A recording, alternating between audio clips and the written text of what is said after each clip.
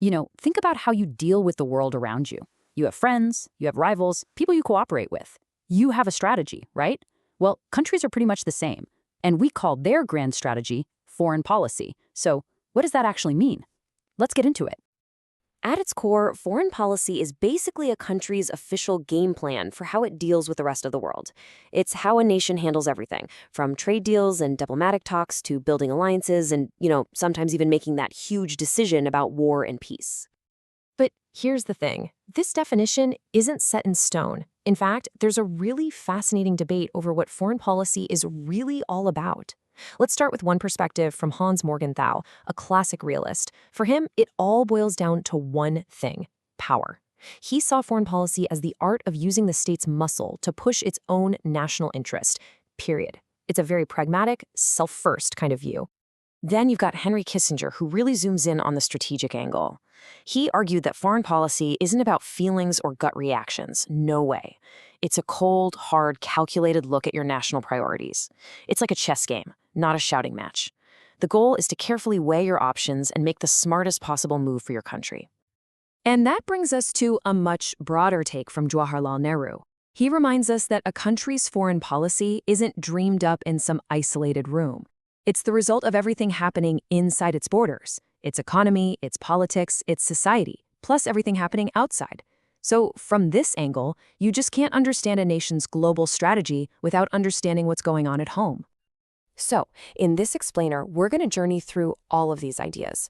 We'll break down what foreign policy really is, get into why it's so important, look at what shapes it, and then check out the different strategies nations use to deal with the world.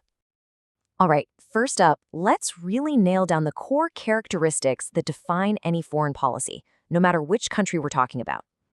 Okay, so every foreign policy has a few key traits. First, it's a sovereign decision. That's just a fancy way of saying the country's government is in the driver's seat. Nobody else gets to make these calls. It's also always goal-oriented, right?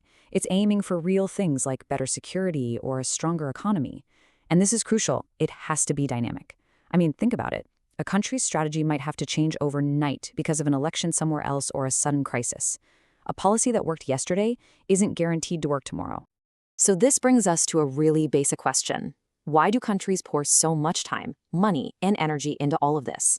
What's the ultimate point of even having a foreign policy? Well, the answer is huge. Foreign policy is nothing less than a nation's blueprint for survival and success out there on the world stage.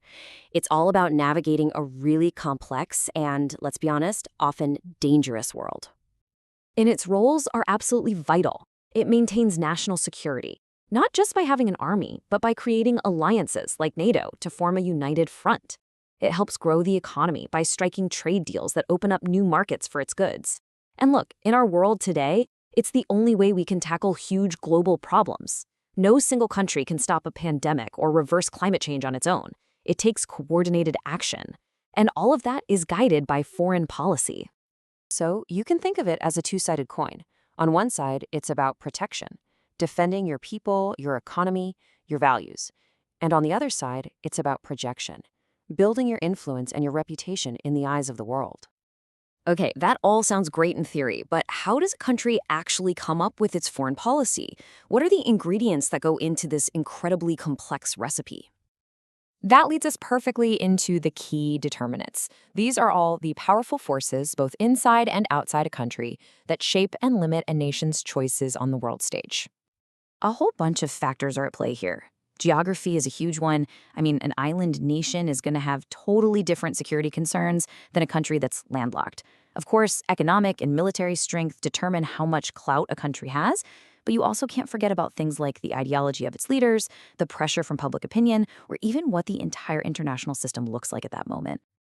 All right, so you've got all these different factors swirling around, but how do they all come together to create a real, coherent strategy on the world stage? Let's dig into that in our final section, where we'll look at some of the major foreign policy playbooks that countries have used over the years. You really get a whole spectrum of strategies. On one end, you have isolationism. That's the classic go-it-alone approach, where a country like the early United States basically tried to stay out of everyone else's business. The total opposite of that is collective security, which is the big idea behind the United Nations. That's the all-for-one, one-for-all promise of mutual defense. And then in between, you find things like non-alignment, where a country like India, after 1947, decided not to officially pick a side during the Cold War. And that really brings us to today, because the whole idea of what foreign policy is has gotten so much bigger. It is no longer just about armies and treaties. In our world today, which is so deeply interconnected, foreign policy is absolutely central to managing global trade, fighting climate change, setting the rules for new tech like AI, and responding to public health emergencies. These are the shared challenges that define our time, and foreign policy is the main tool we have to face them together. So, it's pretty clear that foreign policy is a living, breathing thing that is constantly changing. And that leaves us with a final, really important question to think about. In a world of pandemics, AI, and climate change, problems that don't respect borders, what does the future of foreign policy even look like?